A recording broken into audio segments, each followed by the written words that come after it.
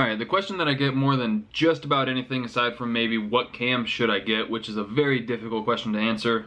There's so many different things to consider. So usually my go-to answer for that is just, it depends. It depends on what you want to do with your vehicle, how much money you want to spend. Anyway, probably the second most asked question I get is, how much do you have invested into your truck? And invested is probably not the right word. Wasted is the word that you mean to ask. How much money do I have wasted into my truck? And for anybody who's new to the channel, let's go take a look at the truck that everybody's asking about. This is Goldie Hawn. This is my 2000 GMC Sierra 1500. It has almost 245,000 miles on it, I think, right in that neighborhood. It has a stock bottom end 5.3. What I like to say is a wizard built 4L60. I've told this story before, but I'll tell it again. I bought this truck about a year and a half ago now, and when I bought it, the guy I got it from said that the transmission was rebuilt. He told me the shop, he said that it was all under warranty and everything like that. And 2 days after I bought it, I lost third and fourth gear. Tried to get a hold of the guy that I got it from to see about the warranty information and stuff like that to get it rebuilt again, take it back to the shop that did it. And he ghosted me pretty much. He just said nah, deleted my number, blocked me, whatever. So that sucked. Luckily, there's a guy locally by me that specializes in just GM transmissions. So I took the transmission to him, and for, I think he charged like 700 bucks, which was a steal pretty much. That's the second transmission I've taken to him. I had another blue Silverado towards the beginning of the channel that you guys can see. I took that one to him too, but 700 bucks to get it rebuilt, plus all the fluids and everything like that. I was into it for about 800 bucks. And the abuse that I've put this thing through for the last year and a half, that transmission should have broken. Everybody's like, I don't know how it hasn't broken. So what I like to say is, it was built by a wizard. It's a wizard built 4L60. The thing has just survived for this long. Right now you can see the latest addition is the intercooler that's still not bolted down. We'll take a look under the cap print hood in a second. We'll just focus on the outside for right now because, like I said, there's a lot of new people to the channel that may not be super familiar with this truck. I do call it Goldie Hawn even though it's not technically gold. It's pewter metallic. This is my daily driver. Obviously, I haul a bunch of random shit with it. Let's see, what else? It's on a 4.6 drop with just an eBay drop kit. It has 2-inch drop springs and 2-inch drop spindles up front, which is why I had to get the 17s. 17s are now the smallest diameter I can run on the fronts. The back I could still do 16s. I would like to someday do a 15-inch conversion because you can get 15-inch slicks and drag radials and stuff that same size. For 17s, they only make them like 28 inches tall, which I think looks really stupid. And I know that there's gonna be people who ask, no, I don't wanna run 20s or 22s or 24s or 69s on this thing. It's just not my style. If it is your style, that's fine. Do your thing. I'm not gonna tell you not to. But yeah, 4.6 drop, the back is just a flip kit. It does have 410 gears and a limited slip. The limited slip is actually another piece from eBay that has held up really well. I think that's been in there for about a year now. And just constant launches and burnouts and stuff like that. And the thing, it's held up great. Honestly, no complaints with any of it. And as soon as I say that, everything's gonna blow up now. But aesthetically, it's pretty much stock aside from the HD hood. This is another thing that a lot of people have asked me about. It's just an HD hood off like a 2000 or so Silverado. People have asked me where I've gotten it. Honestly, just Craigslist. I found a dude parting a truck out, gave him 120 bucks for the hood, and then I just cut out above the headlights, slammed it closed, and never looked back. People have asked me in the past if I wanted to sell it. I said yeah, but now I actually can't because, let's move on to under the hood, because now I wouldn't be able to put the stock hood back on because the supercharger sits too high. And when I bought the truck, I paid 1,200 bucks for it. And that was basically just because I wanted to do an LS style sloppy turbo build. Obviously that didn't happen. I was just cruising through the Facebook marketplace one day and I saw this whole supercharger kit come up for sale. It is a Vortec V3. You can see right there. The Vortec V3 centrifugal supercharger. No, it's not a ProCharger. Yes, they look kind of similar, but not all centrifugal superchargers are ProChargers. I don't know why people think that, but y'all are wrong. We'll get back to that in a second though. The motor itself is stock. It has a Texas Speed 216 220 cam. It's their lower lift version, 550/550, and I have it on a 112 lobe separation angle. For a lot of you guys who ask me what's a good cam, honestly, if you want just a good, fun daily driver, this thing, once I got the tune right when it was NA, this thing was a blast and it would just shred tires. And I still was getting like 14 or 15 miles per gallon. So that thing, honestly, I think it's a really good all-around cam. And the kit, I think, was like $389, something like that. It comes with the cam and the valve springs that you'll need, which in this case are just some LS6 blue springs. For less than 400 bucks, I think it's a really good combination. Basically, the only other thing is a full exhaust system. It has 1 3/4 long tubes that, yes, they are pretty hideous. Eventually, I'll do something with them. I might switch to 1 7/8 and then get them like ceramic coated. I've talked about getting them coated gold because I think that'd be pretty sweet. And it's just surface like flash rust. It's nothing, it's just ugly. But yeah, those long tubes dump into a Speed Engineering 3-inch stainless steel X pipe that you guys might be able to see underneath.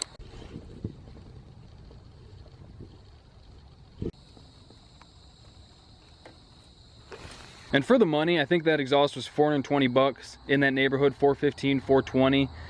I think that's a fantastic exhaust. It sounds good. It really was bolt on. I didn't have to do really anything that I remember. And it sounds good. It flows good. It was cheap. It went together within an hour easily. But you got to be quick when you get it, because I've noticed they've been selling out of those really quickly. A lot of people have been telling me that. But getting back to the intake side, this supercharger is set at about 12 pounds of boost right now. I thought it would be lower boost. I thought it'd be closer to like 6 or 7. But once I found out it was 12, went back and got the intercooler and the blow-off valve set up. Originally, I just had it snaked into the intake. Now we got it dumped out to a front mount here. And before this, my intake air temps were about 140 to 170, honestly.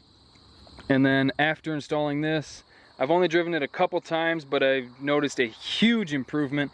Idling, they're at about 70. If I really get on it, they go up to low 80s. And then the blow-off valve, just another cheap eBay piece. That thing works fine. Then I rerouted the catch can that you guys saw me install a few videos back. It was over there, hooked up in line with the PCV valve, which was wrong for boosted application. For NA, it would be fine.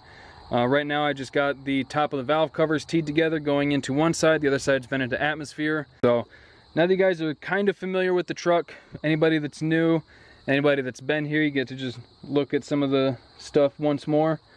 Side note, I don't have the intake cover on, so you're seeing all this ugly mess because the map sensor back there, that map sensor, every time I put the cover on, I end up unplugging that, and then I go to get in it and it runs like shit, and I'm like, dang it, gotta go take it back off. So this last time I just left it off.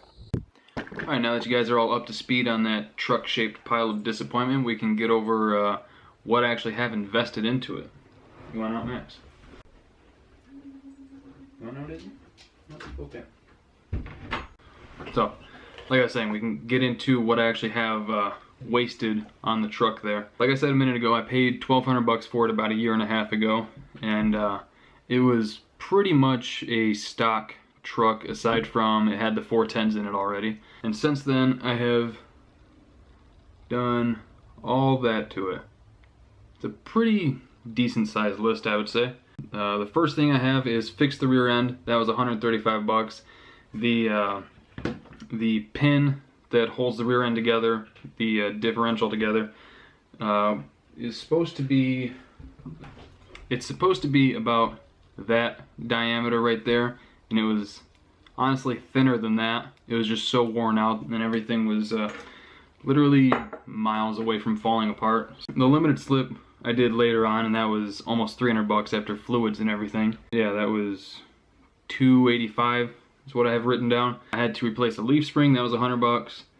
The wheels I got off Craigslist for $100. Had to get new tires, which were $526, and $107 for an alignment. I've got pretty much everything written down. The 4.6 drop was $492.15, but I also had to get new lower control arms. I didn't have to, I just, time constraints, it was the fastest way to get the truck back done because, like I said, daily driver. New lower control arms for both sides were $311.72. I have the stock front shocks, they work fine. For the rear, I had to get new ones, and I went with Rancho RS 999118XL shocks. They were $182.26 for the pair. They're 9-way adjustable. Yeah, 9-way adjustable, but all it does is just adjust the damping. It doesn't adjust the rebound or anything like that. So they're really good for like hauling stuff in the bed. If you got a heavier load, it won't compress so fast, but for like performance application, they're not ideal. New tailgate hinges were almost $19. The battery was $53. I just got the Walmart one. The hood was, I was wrong, the hood was $125, not $120. Wheel bearings were $70. Bought those online, as opposed to like $120 if you went to generic parts store. I got a new MAF sensor online, but that didn't work out, so that was a waste of $25. I'll save some of the more exciting stuff for the end. This is just like everything I have listed. We'll come back to the cam. I got a used door, front fender, headlights, grill, and taillights for $120. That was just a dude I found parting another truck out that was the same color. Grabbed all that stuff from him. Then I did some pace setter long tubes and oxygen sensor wiring extenders. That was $248.58, and I didn't want to go and spend all my money on the exhaust system, so from there I went to just like 18-inch straight pipe exhaust from parts store, and that was an extra $38. And then a little bit later I did let's go back. The Texas Speed Stage 3 truck cam was, after fluids and everything, $432. HP tuners was $660. For the record, I'm a person who likes to do as much as I possibly can on my own. That's the only reason I got HP tuners.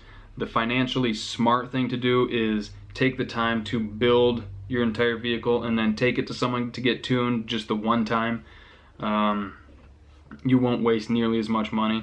I think most places that I've seen, at least, that I've like actually contacted, it'll be about $600 for a dyno tune from like a reputable shop like Baker or Andrews Auto's another one that I've been talking to.